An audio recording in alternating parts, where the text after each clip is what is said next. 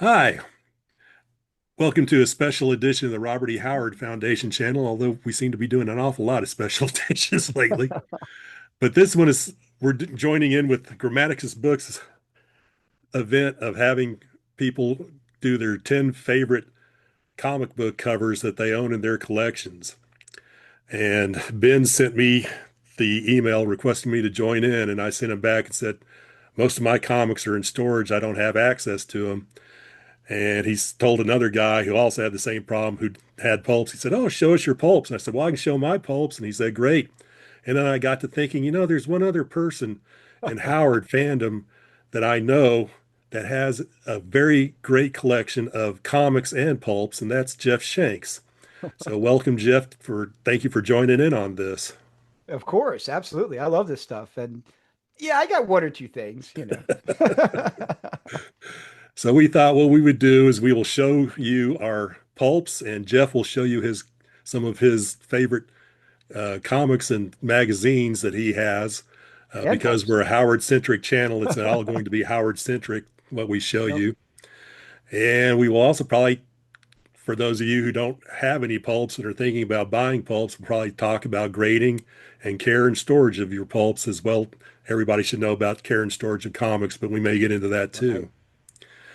So, Jeff, would you like to start us off with something from what you brought to show tonight? Sure. So what I did, I kind of picked out I did sort of a instead of a top 10, I did a top five of pulps, a top five of regular comics, and also a top five of comic magazines. I thought I'd separate out the magazines because it's kind of different, right? With Savage Sword, you have painted covers, and it's almost kind of a different medium than regular comics. What should I start with? What would you like to see first, John? Pulps, comics, or magazines? Dealer's choice. All right. Why don't we can start with pulps. Let's do that, right? All right. So I'm gonna go in order, right? From number five to number one for each of these. All right. So we're gonna start with this is this is Weird Tales. This is the Devil in Iron cover here by Margaret Brundage. So this is my number five for pulp covers. And I'll say this, Margaret Brundage may be kind of an acquired taste. If you're not used to, her style, it can be, a little bit different than what most folks that are Conan fans might be used to.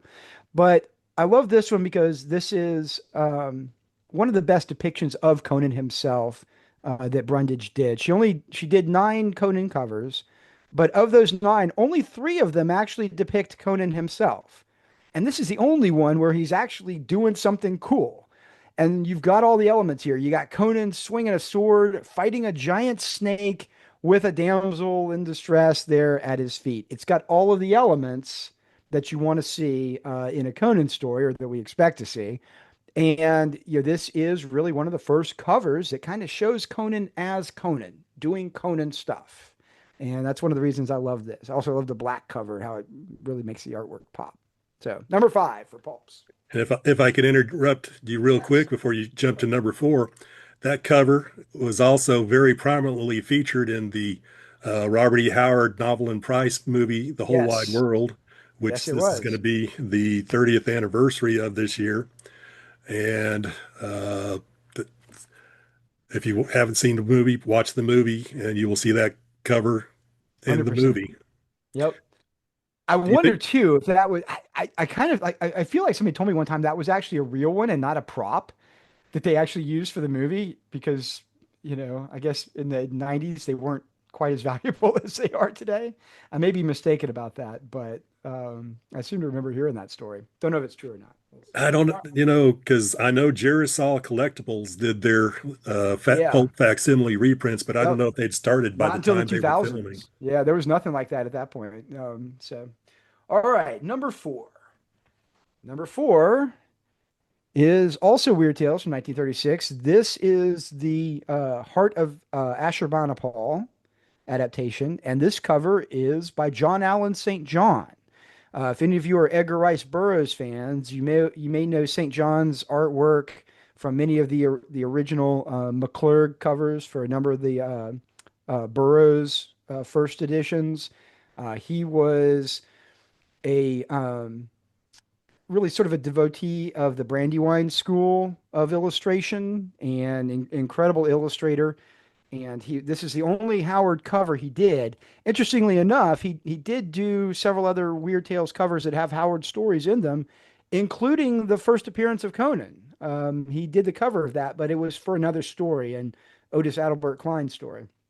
But this is number four, John Ellen St. John's depiction of the heart of Ashurbanipal.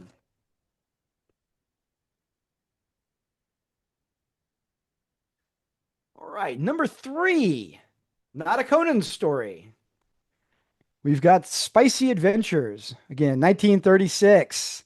This is uh this is the Dragon of Kaltsu by Sam Walzer. Sam Walzer was Robert E. Howard's pseudonym that he used when he wrote for the Spiceys.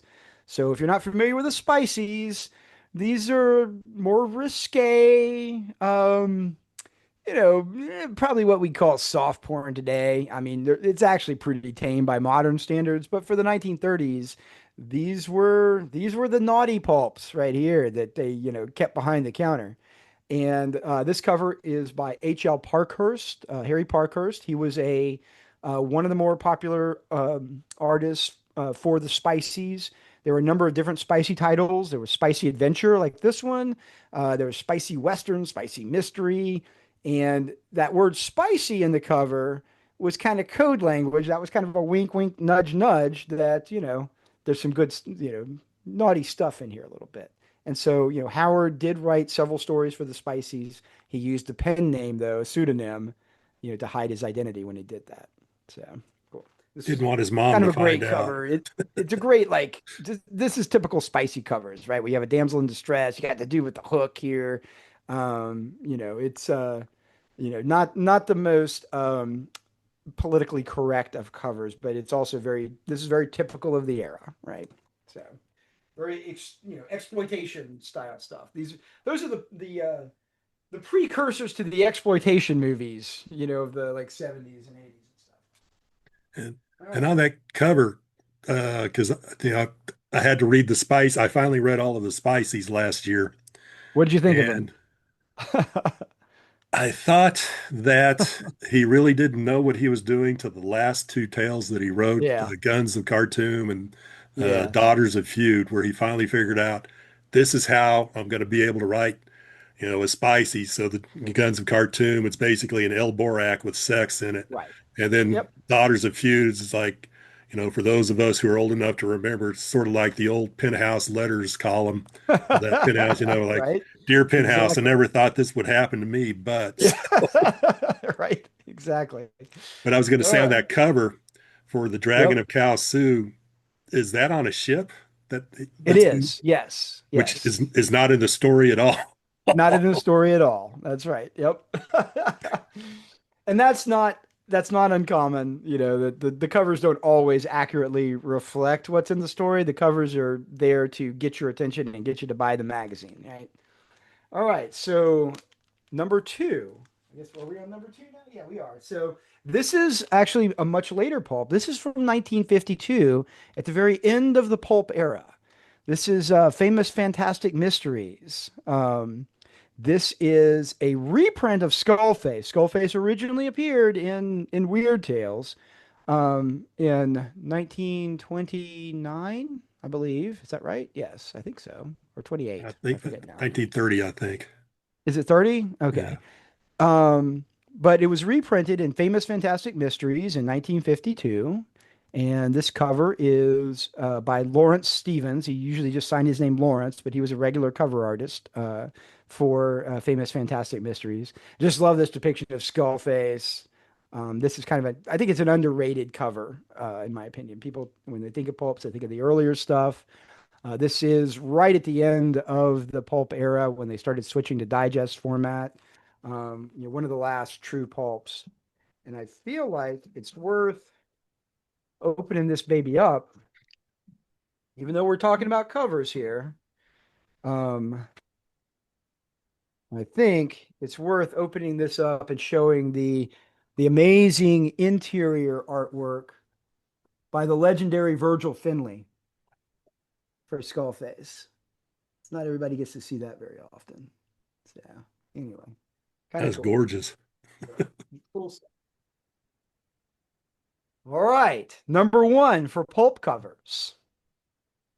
We're going back to Margaret Brundage again with another Conan cover, although it doesn't feature Conan. This is her cover for Black Colossus.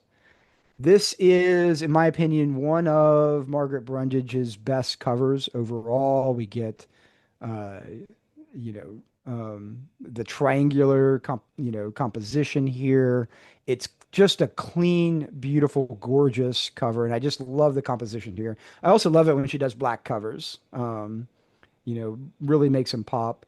And, this one to me is just a beautiful, elegant cover. And not your typical Conan cover, not your typical Robert E. Howard cover, but a gorgeous, gorgeous, beautiful Margaret Brundage cover.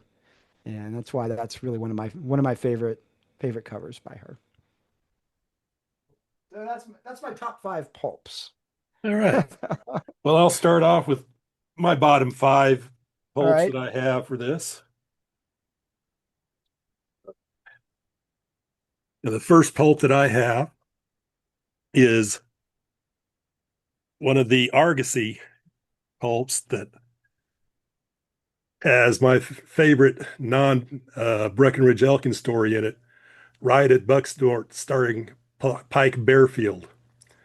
And this came out on October 31st, 1936, is when this pulp came out. And one of the things we're probably talking about pulps is that when you are thinking about buying pulps, you will sometimes see people's the description of the pulp will say if there's an overhang or if it's been trimmed. And I don't know, you can kind of see right here on the edge, this is all the cover overhang. And what they would do with the pulps is that they would print out the cover so that they were slightly oversized compared to the interior pages so that you would have an overhang. The cover would have an overhang. And as the pulps being such badly, the material being so cheap, you would, as the pulps age, you would start getting cracks and pieces would pop off of the cover as well as the interior. So this is the riot at Bucksnort from October 31st, 1936.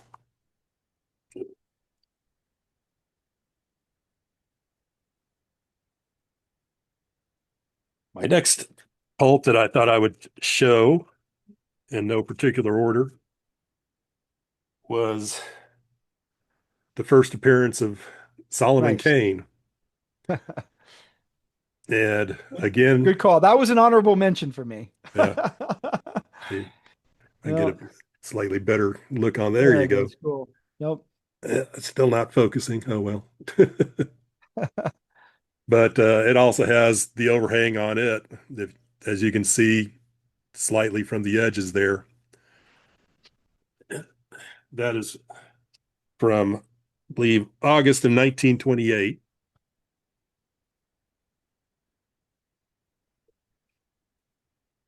Unlike Jeff, who buys his pulps and the slabs, I'm not a big slab person, so I like to look at my pulps, like to get them out and hold them and breathe in Just that wonderful pulp smell. just to be clear, all of these started raw when I had them. I only recently got them all slabbed. So I have at least experienced opening them and smelling them and all of the before I got them slabbed.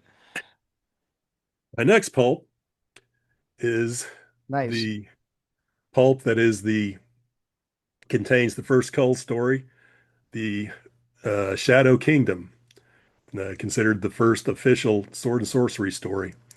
And I've had two of these. I gave the one that was in lesser condition to Project Pride to display, and it's on display with their collection of pulps in the Cross Plains Public Library.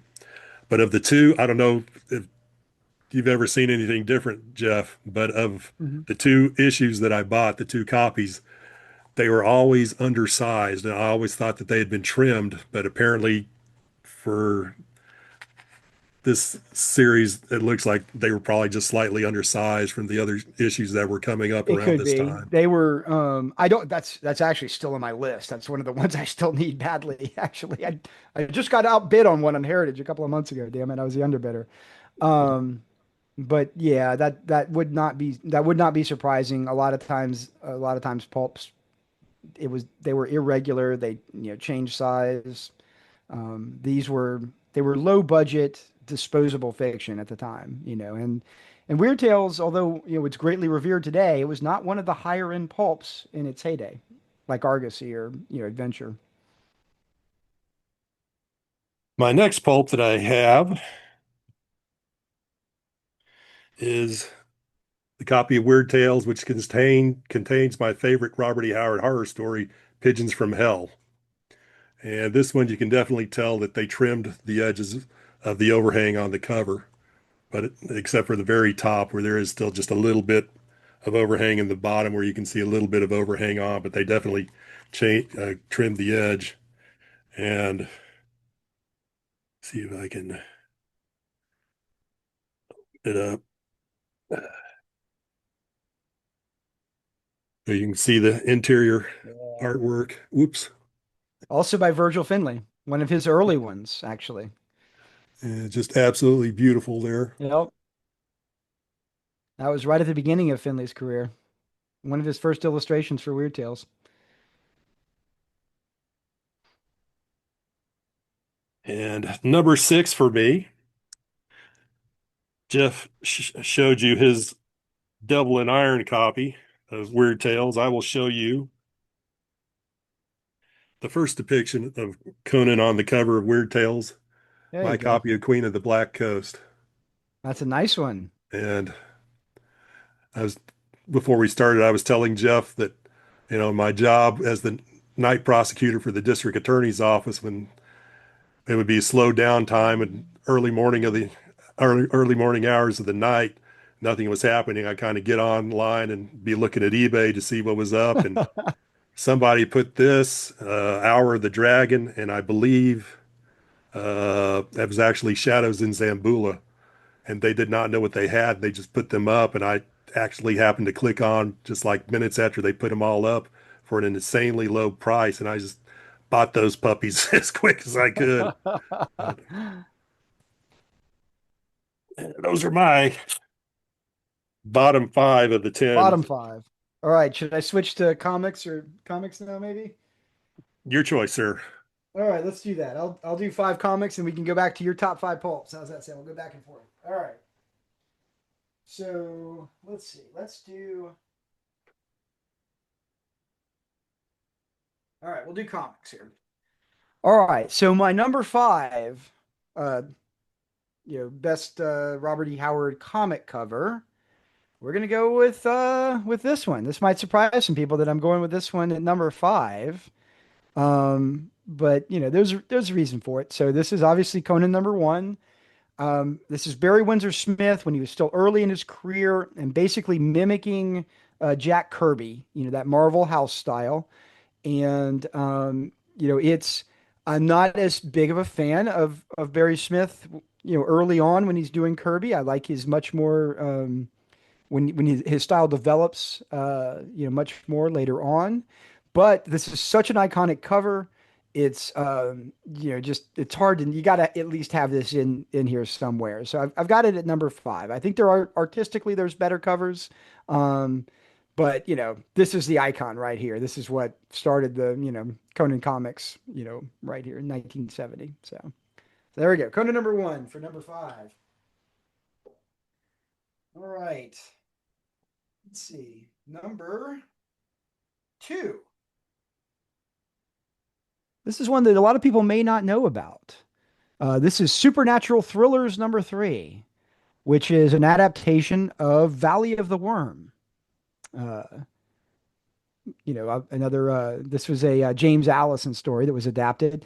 This cover is, I believe, 1973, as I recall. And the cover is by Gil Kane, who's maybe best known for his Green Lantern work and a few other things, but He was a big Conan fan. A lot of people don't realize, he was a huge Robert E. Howard fan, huge Conan fan. He was actually a member of the original Hyborian Legion, the first Conan fan group back in the 1950s.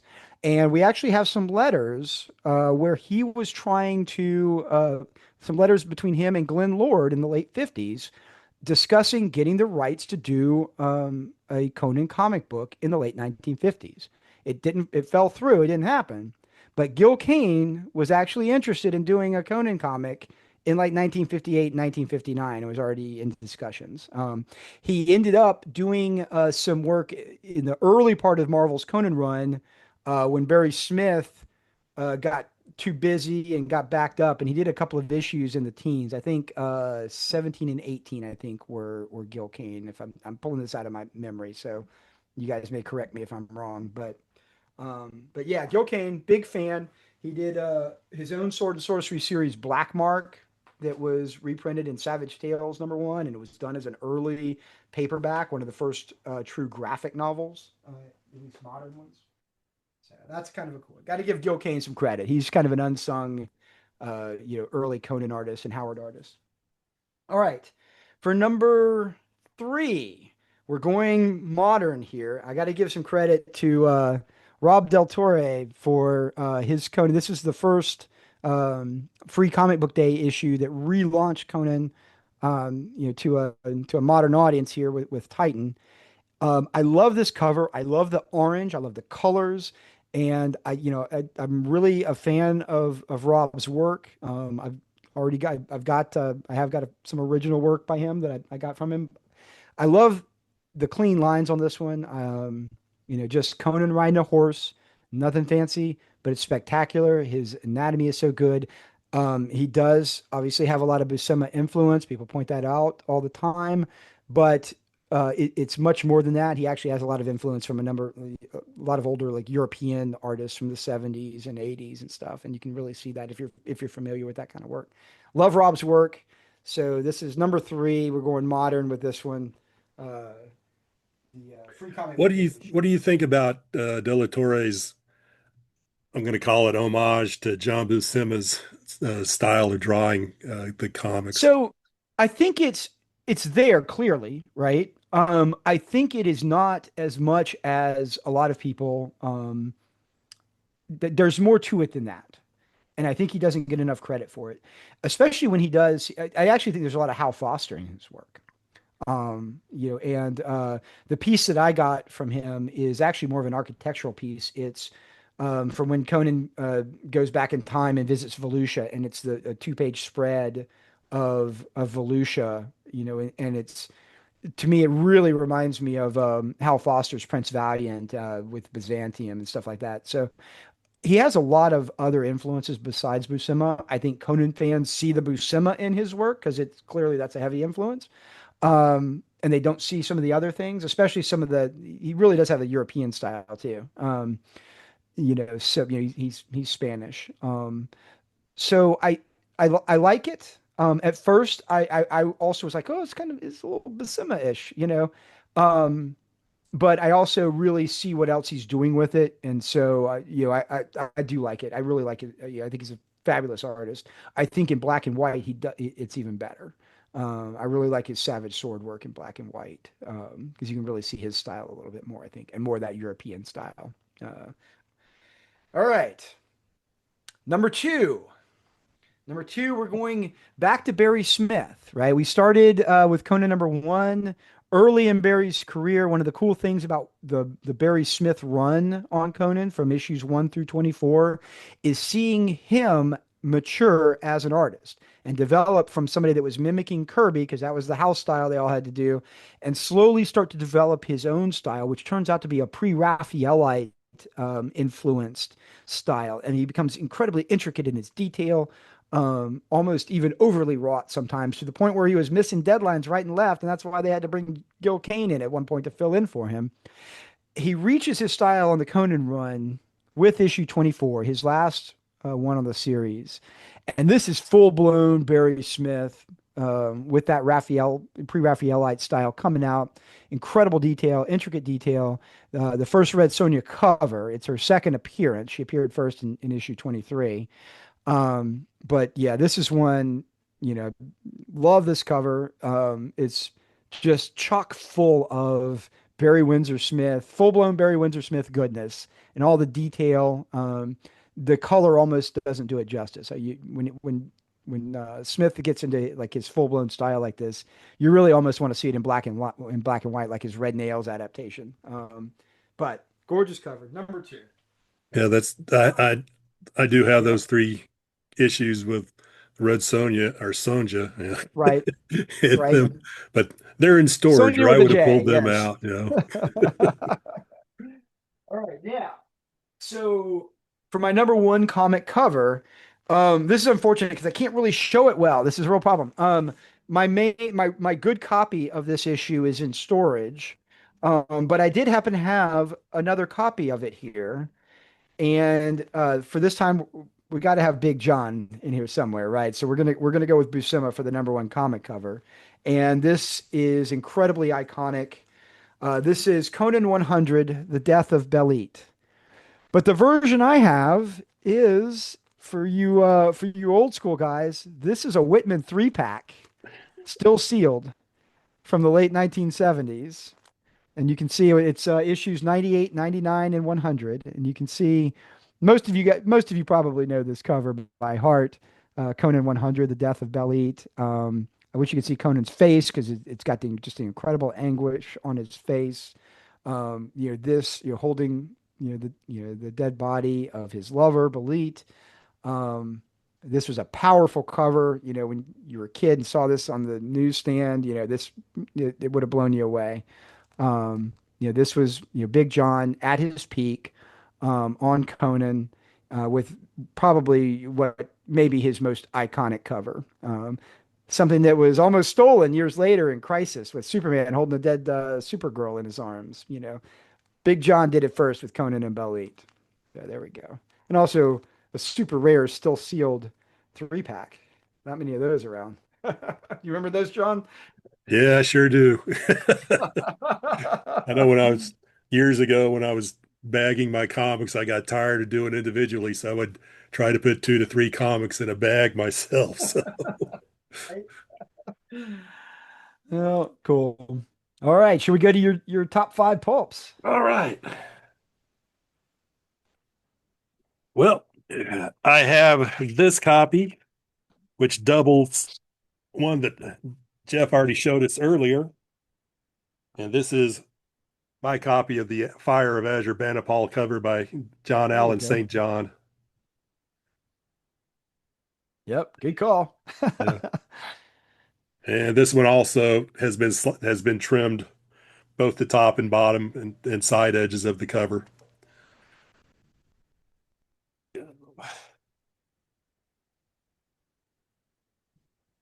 My next one is one of the three comic or three pulps that I was talking about that were offered up for sale by the person who did not know what they had, and this is just an absolutely gorgeous copy of it.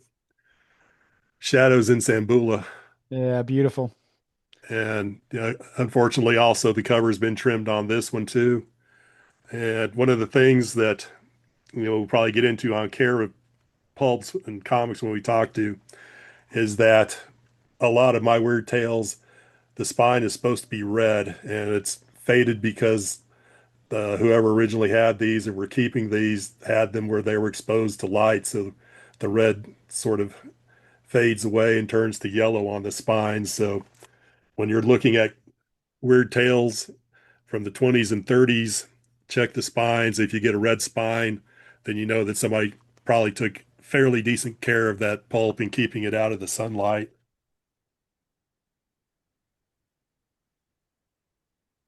Number three. Oh,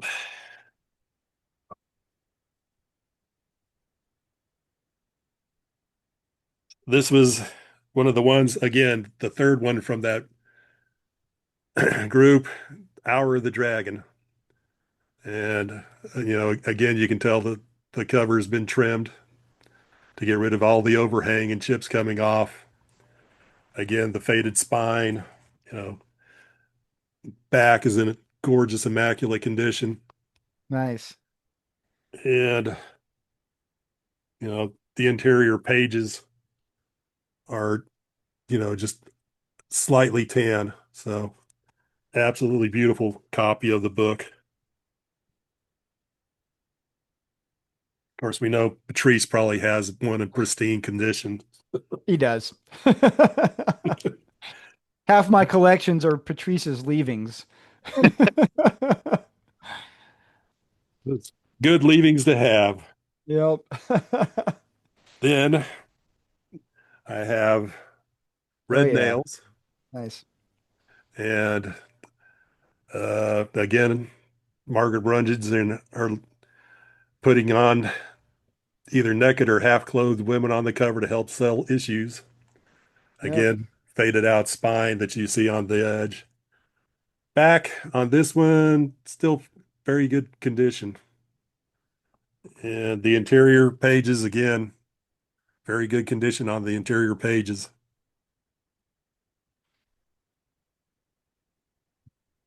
Finally, my number one pulp that I have is my favorite of Robert E. Howard's stories,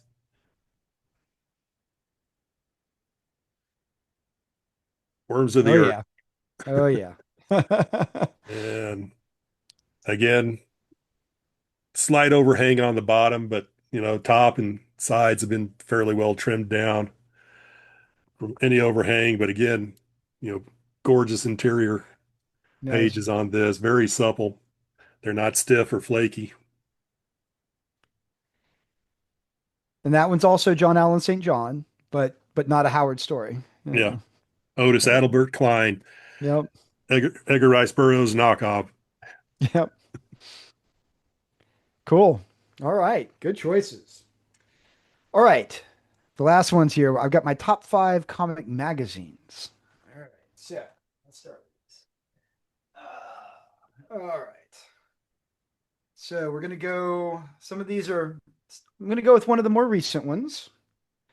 Because I think there's been some just beautiful covers on this latest run of Savage Sword. Of course, the original Savage Sword has some amazing covers. This one is by Liam Sharp. Um, he's best known for his interior work and his beautiful, incredible, almost Barry Windsor Smith style, incredibly intricate line work. What a lot of people don't realize is what an amazing painter he is as well. I worked with him on the Conan Modifius game and role-playing game, and did the notes for him for the cover that he did for that, which was a depiction of Black Colossus. It was phenomenal. So once he started working for Titan, I was telling him like, listen, that's great. You're getting him to do interiors, but I'm telling you, Liam can paint. Get him to do a cover. And they were already on it, So this was, I love the composition here with the werewolf from the back, facing down Conan. I think Liam's an incredibly talented painter, and a lot of people don't realize just what a great painter he is in addition to his line work. All right, number four. We're sticking to moderns here. We're gonna go with uh, Joe Jusko's cover for the first issue of the new Savage Sword relaunch. And Joe is somebody. When I was reading Savage Sword in the '80s, Joe, as a teenager, Joe's covers were ubiquitous. He was the guy back then. This is his, one of his newest works. Obviously, an homage to Frazetta's Barbarian, at least composition wise, but yet with really evocative colors. I love the orange. This is supposed to be a desert scene. It's an illustration of Jim Zub's prose story on the interior. I went with if you can tell, this is the foil version. That was the San Diego Comic-Con, special edition version of it. Got Jim and Joe to sign that one for me. And yes, I'm a little biased because I've got an essay on Solomon Kane in this issue. That was my Savage Sword of Conan debut, which I'm not going to lie is pretty damn cool. Um, you know, but it really is. You can see how much Joe has matured as an artist too over the years and decades since his early Conan work. Just really gorgeous work, with that photorealistic style that he does. Okay, number number three. We're going old school. This is Savage Sword number. I can get out of the glare here. Savage Sword number two. Classic Neil Adams cover. Adaptation of Black Colossus. And I'm always partial to Neil's Conan. My introduction to Conan was when I was 6 or 7 years old, and I got the Crawler and the Myths record and comic with Neil Adams art.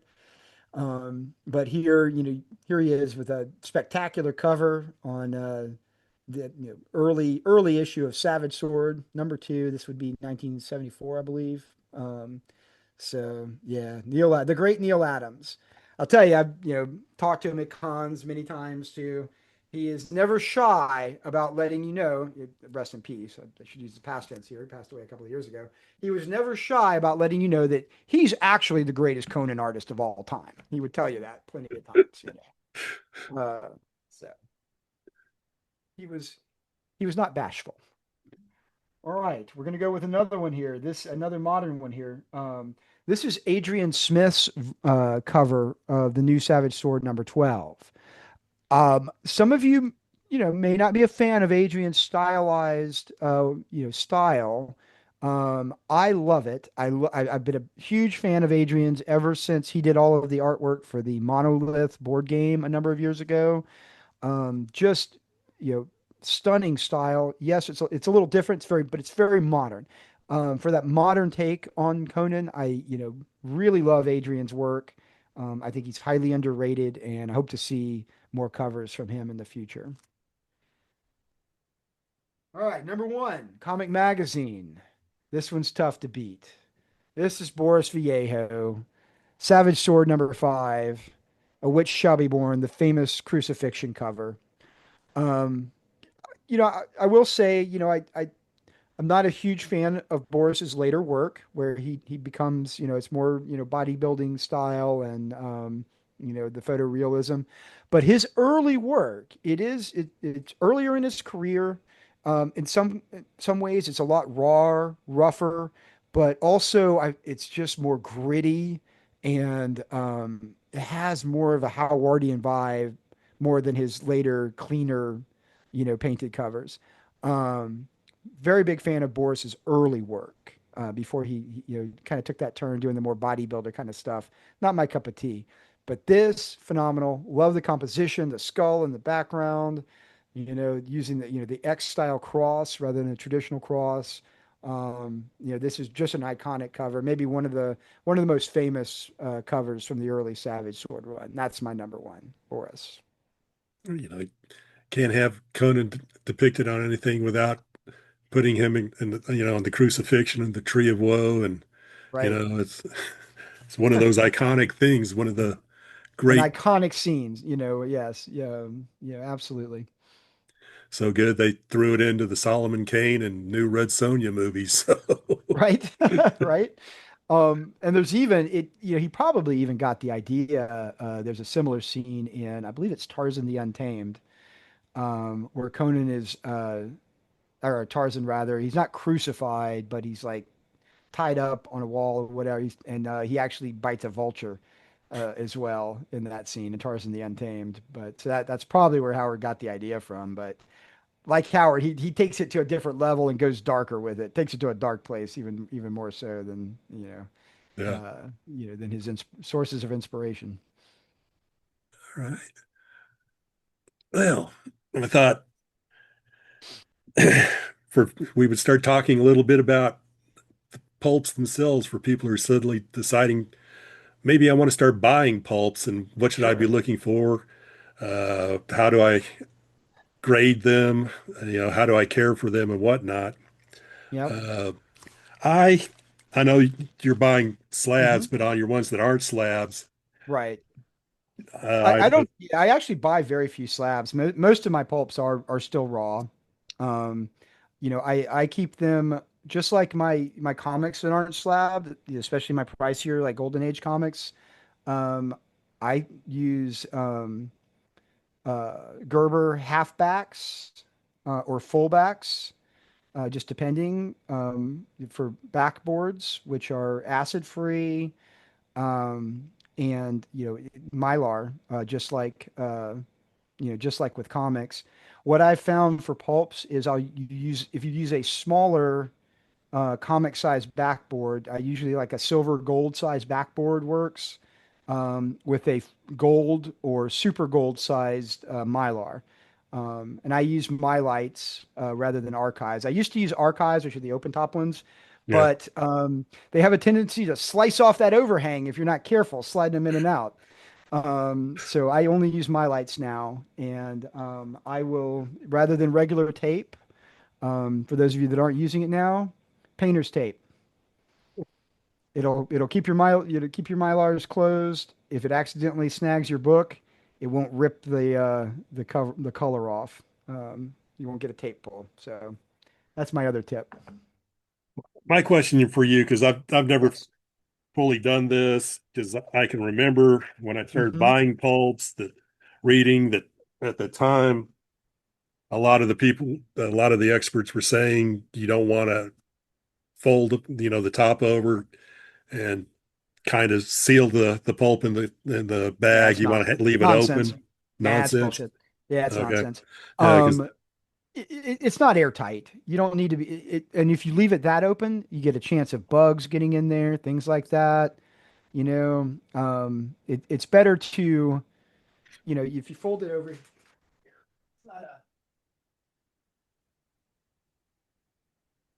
not a Howard pulp, but just one I happen to have right next to me from that my YouTube video I was doing.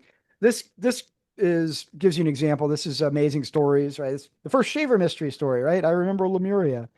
An example of how I store my raw pulps. Just a standard Mylite 2, like a yeah, Gerber Mylite 2 with a half back. I think it's a half back in this one rather than a full back.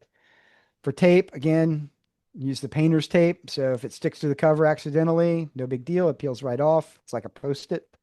Um, it's not like it's airtight, right? It's still open. And it's kind of a misconception about because people say that about slabs too. Same thing. Oh, it's sealed. It's actually not. It's not airtight. Um, but it's the lignin in the paper is what deteriorates over time, and it's going to do that whether it's open or not. It has nothing to do with whether or not it's airtight or not. The substances that destroy the pulp paper, whether it's pulps or early comics, is baked into the paper itself, unfortunately. Now, there are things that will accelerate the aging process on paper, things like heat and humidity, which is, and that's more important than whether they're sealed or not. It doesn't really matter. They are not designed to last. They are all doomed, sadly. All you yeah, can do is do what you can to not accelerate the aging process. But unless you have this deacidified, it's these pages are eating themselves right now as we speak, slowly, unfortunately. Um, but that does get to a good question. What is more important is keeping them cool and dry. You want to have balanced humidity. For me, it's a struggle here in Florida. I actually have a dehumidifier, pulling the water and the moisture out of the air, and obviously keep them climate controlled all the time. That's really the best way to preserve them. For those who may be, comic fans, you may have heard of the Mile High collection or the Edgar Church collection, which is the greatest collection of comics of all time. Most of them are this Golden Age collection from the 1930s to the early 50s.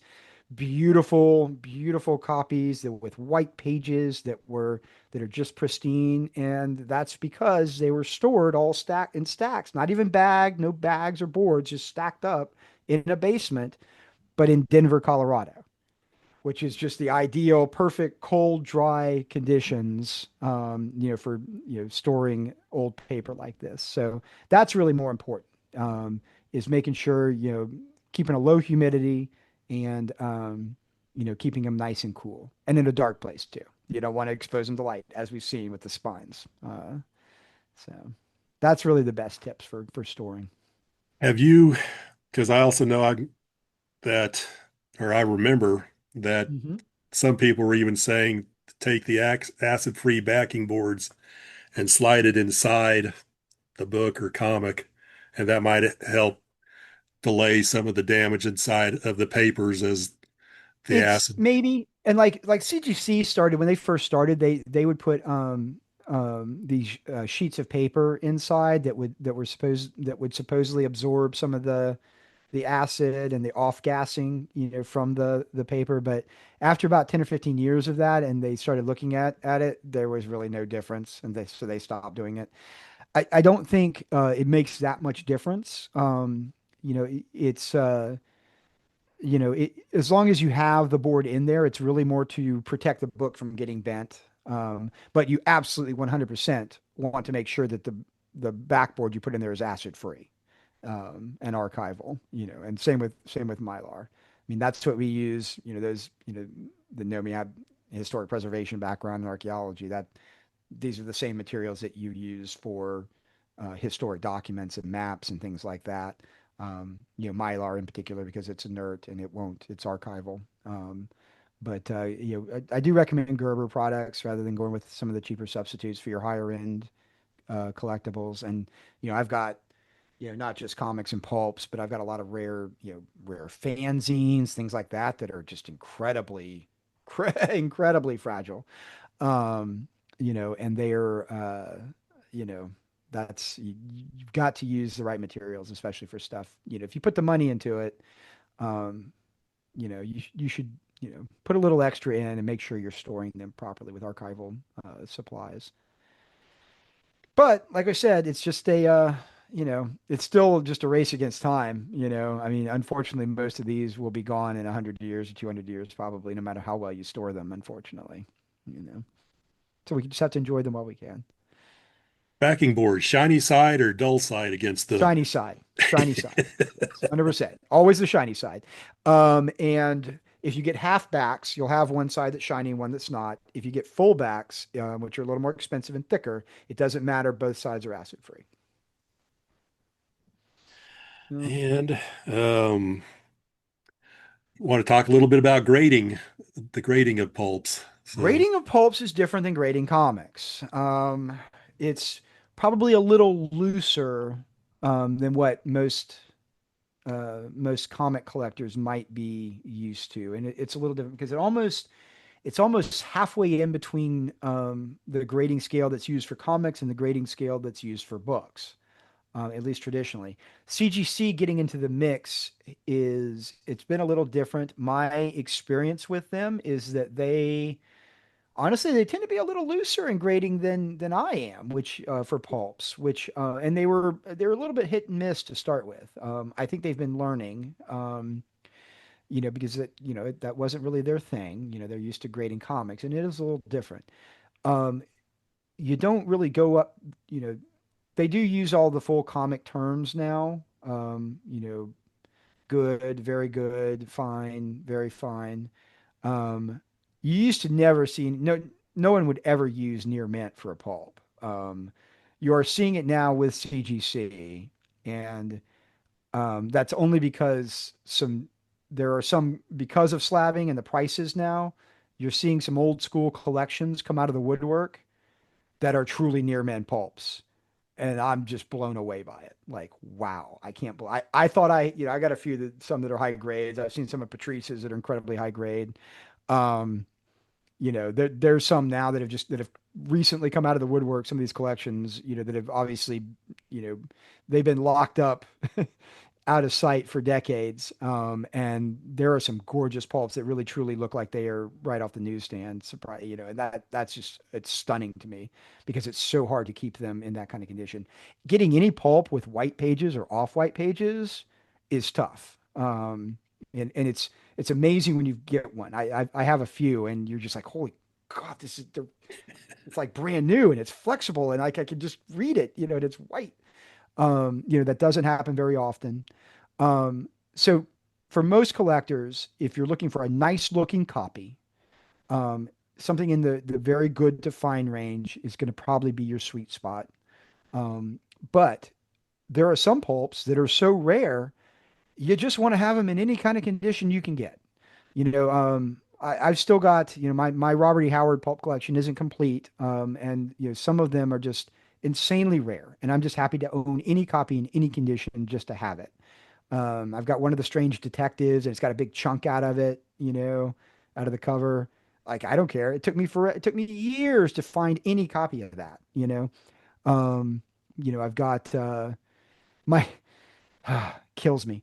I did have the Hour of the Dragon, the first Conan, December 1932 issue. And I had a nice, very good copy that I traded for an original Frazetta illustration years ago before it was worth all that much.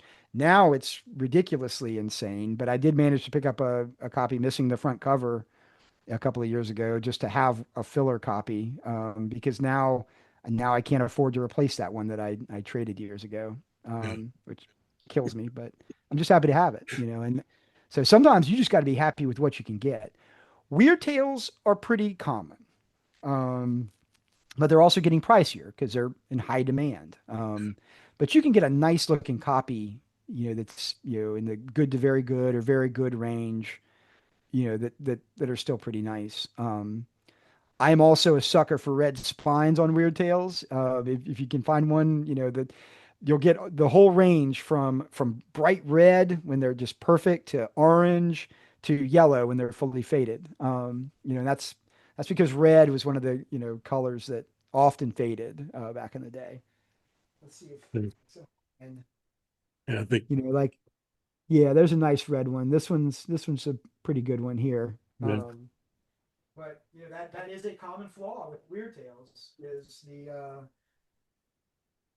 you know you can see just the difference in these two right here. One's more red and one is starting to fade. And you got the orange there.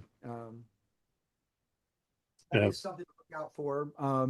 The overhang, it's nice to get a copy that still has the overhang, even if it's got tears and stuff. It's better than a trimmed copy, but yeah, trimming is very common because a lot of the serious collectors back in the day, that's something they did. It was an accepted practice at one time early on, in the hobby to trim the overhang, and CGC, in fact, when they grade, they're actually pretty lenient on it. They will note it, but they don't consider it restoration. They just consider it. They take it into account in the grade because it was such an accepted and common practice, to trim your pulps back in the day. So. I know some of my early copies, like the my first copy of The Weird Tales, The Devil in Iron. The Right? person who had it had decided to go in and they trimmed the cover, and then they put tape all around all three edges of the cover on the Yeah, inside I've got a few to help like that protect too. that. You Yep. know, it's They were trying to protect them so they could uh, read them. I mean, that was the idea. They were, it's true. And I think my highest graded Weird Tales is I think I got a 7.0. It's tough to get. I got my Red Nails cover is a 7.0, but it's tough to get. Which is fine to very fine. And but I getting anything in a nice mid-grade range and very good to fine or fine condition, that's a nice looking pulp, and yeah, that's high end for pulps. It's a little different than comics. Getting a true high grade pulp is an absolute rarity. Um, even more so than even Golden Age comics, to be honest. So yeah. I was gonna, this is my copy of The Devil in Iron that yep, I'm keeping. And one of the things that looking at it is that when you're looking at a pulp, pay attention if the cover's been bent back, so you've got a fold or crease in the cover, or a lot of times you'll see a fold or a crease running down the spine from when people would read them and would pop them open to read them. Check to make sure that the cover is hopefully still attached. That's another right, thing, is if the covers get detached, then some of the people who the owners of them would try and glue them back on or tape the covers back on. So pay attention to that. As Jeff is saying, it's really rare to get white to off white to cream right. pages in a Mm-hmm. and a pulp. But if you like this one, pages are Like, just slightly starting to tan, yeah, that's but they're good paper still, right there. Like yeah, you can see it's slightly starting to turn, but that's good paper for a pulp right yeah, there. That's nice right there. That's if you get pages that color, you're doing well. Um, because you'll often get ones that are brittle. They're starting to turn brown, not just tan, but brown.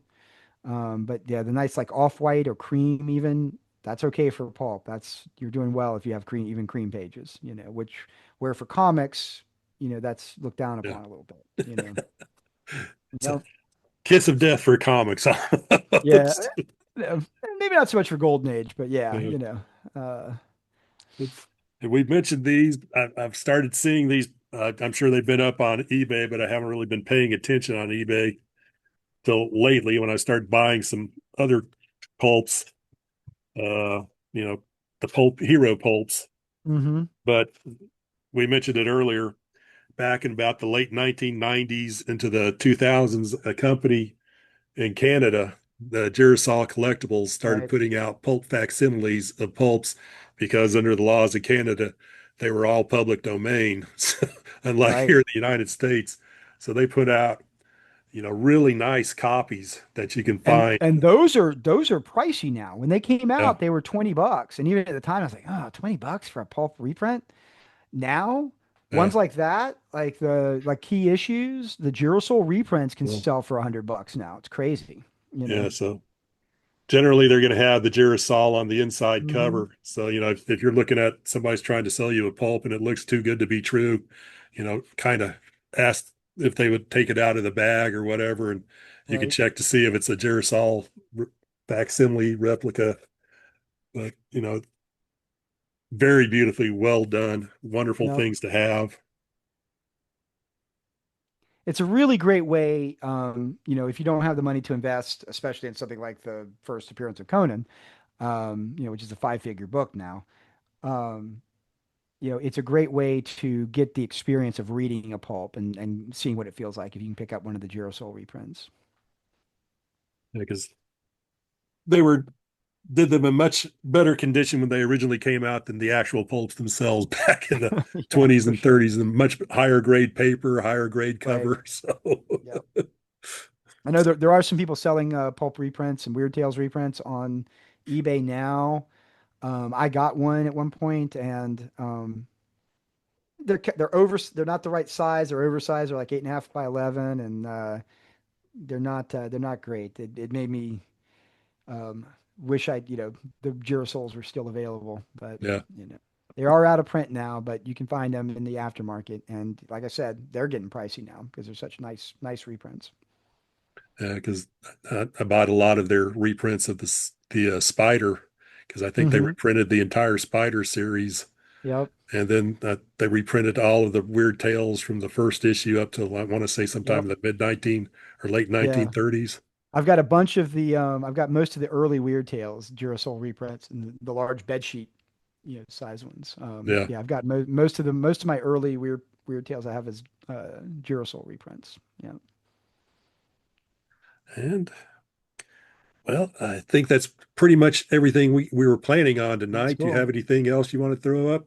No, I Yeah, guess that's or put it. out. I love talking about, pulps and collectibles, and maybe that's something, we get a chance. Maybe we can do this again if people have questions and stuff. Maybe we can revisit some of these things. It's a great topic to talk about. Yeah, And maybe just collecting Robert E. Howard in general would be a great topic for a future foundation video or even yeah, a series of videos. It could be a bunch. yeah.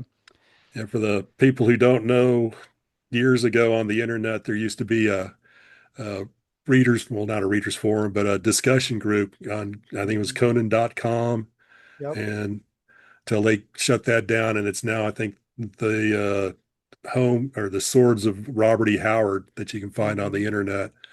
And there used to be a topic which was show us your Howards. Yep. And people would do this where they would, post this is a new Howard collectible that I got. So I remember seeing Jeff starting to show some of his pulps that he was buying. And Yep. then, of course, Uh-huh. Patrice Louinet would pop up there with, He'd what come do in you and think show about me this up. one? Oh yes, but yours is okay. It's very nice, but here's mine. Yeah. This is perfect. Mine is flawless. Very entertaining Yeah. to go and see, because in addition to pulps, you'd see the comics, you'd see the paperbacks and the actual hardcover backs, Right. the Arkham's Skullface and others, and some of the other good stuff that's out there. And Oh yeah, baby. yeah, yeah, This is one that might even rival one of Patrice's. It's not yeah, not quite, but it's up there. I gotta. that's It's very up there. nice one. Yeah. So I've Almost always, Patrice because quality. you see the British edition, the Skullface and others omnibus, or I think Uh-huh. it's just the Skullface omnibus that the British reprinted it at. Yeah. And, that one's semi affordable. So, Here's the ooh, British version of Conan the Conqueror. That's a rare one. That yeah, one's tough, especially in jacket. Yeah. wow. And of course, unlike Patrice, you don't have a gent from Bear Creek, the Jenkins, do I you? do not. Not yet. I do not have a gent from Bear Creek. I do have my the Hyborian age, but Patrice finally got one of those too. So like for a while there, I had bragging rights at least that I had the Hyborian age, the Laney Yeah. Hyborian age. But Patrice finally got one last year. So damn it. Oh, well. Well, But I can't keep up with Patrice. no, you can't. It's No. like one of the stories is that he bought a copy of A Gent from Bear Creek, and or was that did he own three copies at one He had time? two. He had Yeah, two. two. I remember when he bought his first one because he didn't have it yet. And he was it might have even been like before texting or whatever. I think he was messaging me on Facebook or something like, oh my God, oh my God, I think I got I think I don't know if it's real. I think I got the and he got it for like $15 or something stupid. It was somebody that didn't know what it was, and it was a seller that put it up on ABE. This was back before anybody really knew. And he had a save search for it. And I had a save search as well, but apparently I didn't have the right keywords and he saw it first and snagged it and he was just a nervous wreck waiting for it to finally arrive. It was in England and for it to arrive in there in France where he's at. But yeah, he messaged me right after he bought it, ordered it, but still didn't have it yet and was freaking out the whole time. But he ended up getting it, and it was actually a pretty nice copy, Yeah, obviously without the dust jacket. And then years later, he was able to acquire the only maybe the only surviving copy with a dust jacket. It's possible there's one other dust jacket out there in a library collection in Great Britain, but it's never been seen, so we don't know for sure. But it was August Derleth's copy that then went to Glenn Lord, and when Glenn Lord passed away, he bought it at that yeah, time. So yeah, he's got the primo Howard collectible, the only gent from Bear Creek in dust jacket. So yeah. yeah. And for you folks who missed it, it was what, 2015 or Yep. 2017, where because at that time we only knew of 13 copies of A Gent from Right. Bear Creek, and seven of them showed up at Howard Day. That's right. Well, it was funny too because Patrice and I we were both staying in the old 36 West motel at the time, and he got it. He brought it in there. He knew he was going to be getting it, from Luann, Glenn Lord's widow at the time. I brought my roll of Brodart, which is the Mylar covers that you put on dust jackets. I brought that with me, for this. And we sat there. We were in my hotel room in at the nasty 36 West motel, carefully like taking the dust jacket off. And that was at the first time they saw it had some tape and some other things with it. We didn't he didn't really know, and put it in a Brodart for the first time in my motel room there, like carefully. We're both freaking out, trying to do this so carefully, putting the dust jacket cover on it, to protect it. But yeah, that was wild. You know, if the 36 West is gone now, but boy, it could tell some Yeah, stories if it was still around. yeah. Probably ones you don't really want to hear. Uh, I remember the first time I showed up at Howard Days in 2013 and met you because I had Yep. started reading your articles that you'd been putting on the Sumerian website. And Right. were Yep. you talking about buying Howard Pulps and what to I look did. for I, and I did kind of a prices? collecting Howard like series on the old Sumerian website. Right. And I trying to remember, I think you had some boxing pulps that you brought. And so you had a Yep. bunch was went trooping over to your room there at the Highway 36, and you Yep. broke out your I boxing did. pulps, and Yep. That's wow, that's amazing. But this room is the pits. It was nasty, man. That place was nasty. Yeah, it was really gross. But it had the location, right? It was Yeah, right next to the pavilion where you could just stumble over to your nasty hotel room, pass yeah, out, when you're done. So, but yeah, those are the good old days. yeah. Keep our fingers crossed that maybe the person who owns that place where the 36 was will put in a better motel. It would be nice. It would be Yeah. nice. Great time to plug Howard Days for those of you out here that are watching that maybe you've never been to Howard Days before. You 100% should come. This is going to be a great year this year. John mentioned we got several anniversaries going on this year. The whole wide world. The It's the 40th anniversary of Howard Days itself. Going to have a lot of guests. Rusty Burke, who's kind of the patriarch of Howard Studies, is going to be the guest of honor this year. Bill Cavalier is a special guest. I think Jim Zub, I believe, maybe he's hoping to come back. A bunch of us will be there. And there you go. There it is. Is that right? June 9th and 10th? This year it's the 12th and 13th, I think. I This think is that's the 2017 Yeah, poster. that's the wrong year. This year it's Dude, the 12th and the 13th, June 12th yeah. and 13th. Go to howarddays.com for all the information. But for those of you that are Howard fans, you owe it to yourself to make the pilgrimage one year. Come hang out with all of us. We'll talk pulps, we'll talk comics, we'll talk Robert E. Howard, we'll talk Conan. It's a blast. So We'll talk other stuff definitely besides enjoy it. Robert E. Howard too. So Yeah, we do. That's true. it's not monotonous. Oh, what do you hear about this on Robert E. Howard? Or what do you think? We'll talk about that, but sometimes we like to talk about other stuff too. Occasionally. Yeah. All And right. Well, what do you think? We hit it all? I think we did. I think we've accomplished what we set out to do. Good Do deal. you have anything to plug on your channel for those of you who don't know Jeff's Yeah, YouTube I channel? sure. I've just got my YouTube channel up and running again. It'd been dormant for a number of years, and I'm cranking out some new videos and some interesting stuff. Just did one on Spear and Fang, and just another long form video on how Robert E. Howard's serpent men influenced the modern shape-shifting reptilian conspiracy theory. If you want to go down some crazy rabbit holes with that one, that's a wild one. But it's um, an age undreamed of is the name of my YouTube channel. So check that out and see if you like it. Subscribe, help a brother out, help me beat the algorithm. you know. Yeah, yeah, And of yeah. Go. course, if you haven't already, you need to subscribe to the Robert E. Howard Foundation YouTube channel. John, plug your channel.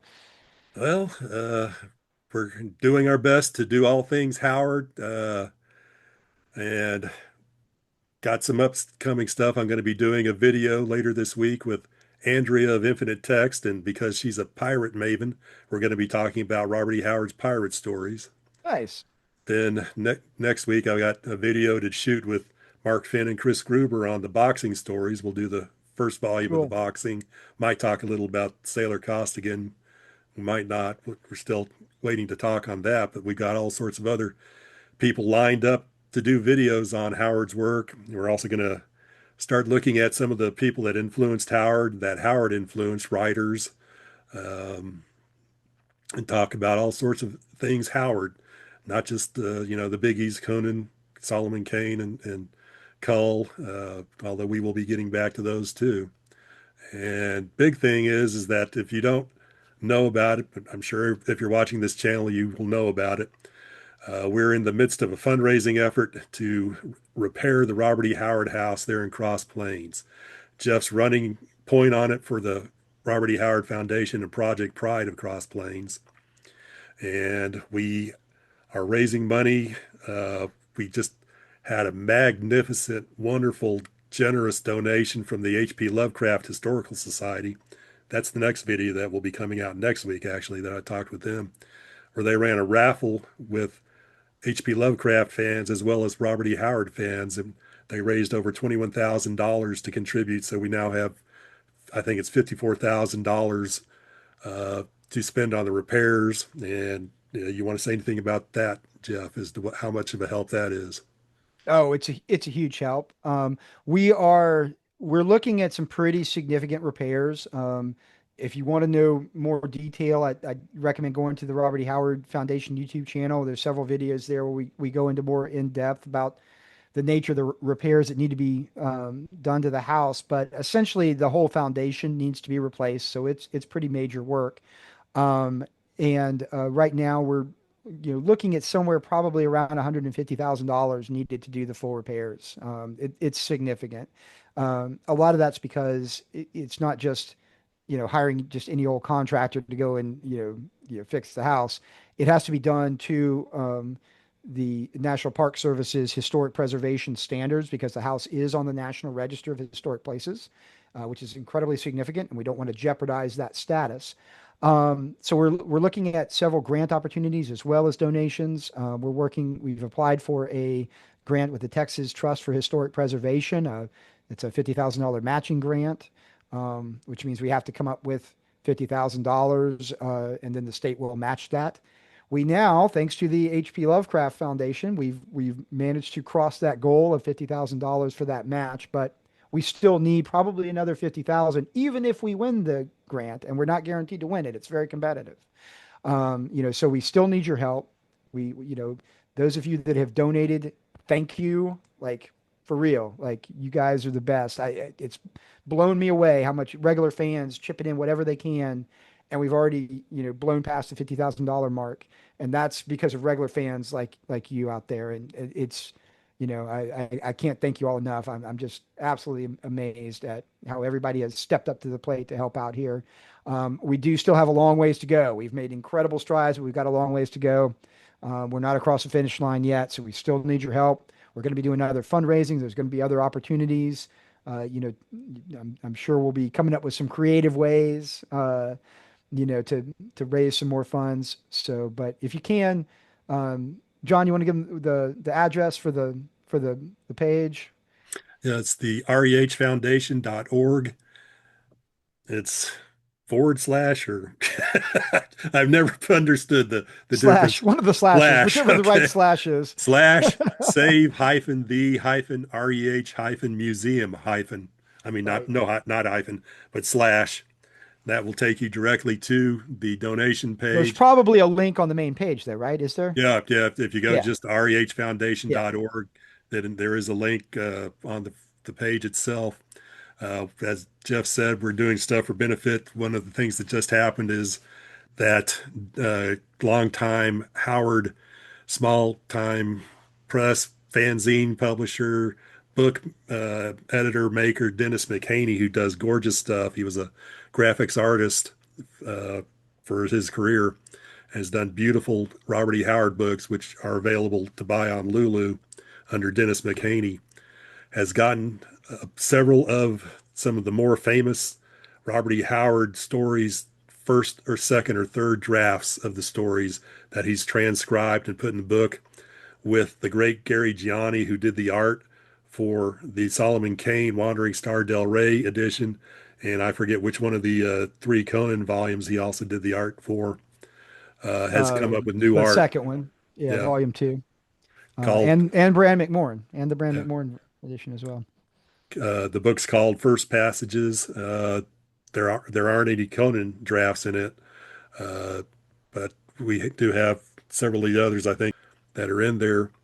And it's just absolutely gorgeous, beautiful book available in both paperback and hardback. Proceeds from the sales will be going directly to the House Repair Fund. So if you're interested in that, go buy that. That's available at the REHF site, which is our store site for selling our foundation press books. Because we're a 501c3 organization, tax exempt charity. We have the rehfoundation.org for the charity. And then for our money making operation of our books, it's rehfpress.com. So that's why we have two different web address sites for those. Um, That reminds me, so the hardback is out now. I was waiting for the hardback. It's out. Sweet. hardback's available. You can buy the hardback now. Save me a copy. Yep. I'm gonna get on here right after we get off of here and order it. I was just waiting for that. Cool. Okay. Yeah. All right, we'll do. And I think that's it. So All Uh, right. Thanks, everybody. Had a blast. yep. Thank you for doing this, Well, Jeff. And sure. hope everyone enjoyed our, well, 15 favorite covers of various media for Jeff and 10 favorite pulp covers for me. And you've learned something about pulp buying, carrying, and grading. So thank you, and we'll see you again. Bye, everybody.